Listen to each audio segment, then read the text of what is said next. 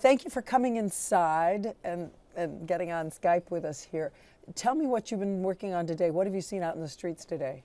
Actually, we spent the entire afternoon out in the streets today. We went to Old Sana, and we wanted a real sense of what it was like in the city. And we talked to a lot of people in the markets. I mean, we felt honestly just perfectly safe there. We did talk to people about how they're feeling about Al Qaeda, how threatened they feel. And we talked about this before, Diane, but really everybody says, look, we don't want them here. They're no good. They're a threat.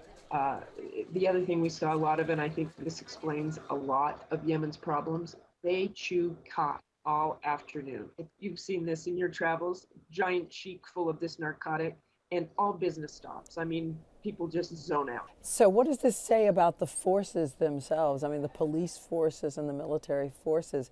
Uh, are there problems within that? And are they at all an effective fighting force to be leaning on for the front against Al Qaeda? My experience with looking at security forces, I said to someone there, I've got to tell you, it looks like the Iraqi security forces after 4 years of training. So they were pretty impressive. I mean, they all had the same uniform on. They were all marching together. They all looked pretty committed, and they were talking a lot about fighting Al Qaeda. I think some of that is for our benefit to say, look, we're really in the fight, so help us out and send us money. But on the other hand, if you look back at Pakistan wouldn't have said anything like that for years and years and years, admitted that they had a real problem, admitted that they had Al Qaeda there, admitted that. And so having them say that to me was pretty remarkable. You said you felt safe in the marketplace. Where haven't you felt safe? I think the hardest part is knowing that they're after Western targets and frankly where you stay. When you know the threat is directed at Western targets and big areas. I mean, I felt safe because I was, with a couple of people walking through the market.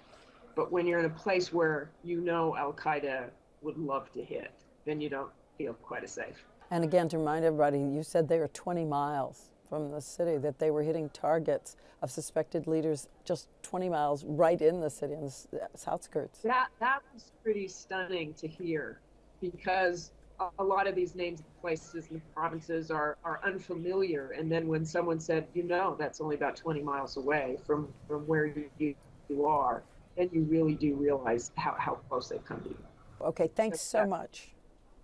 Thank you, Diane. Okay, bye.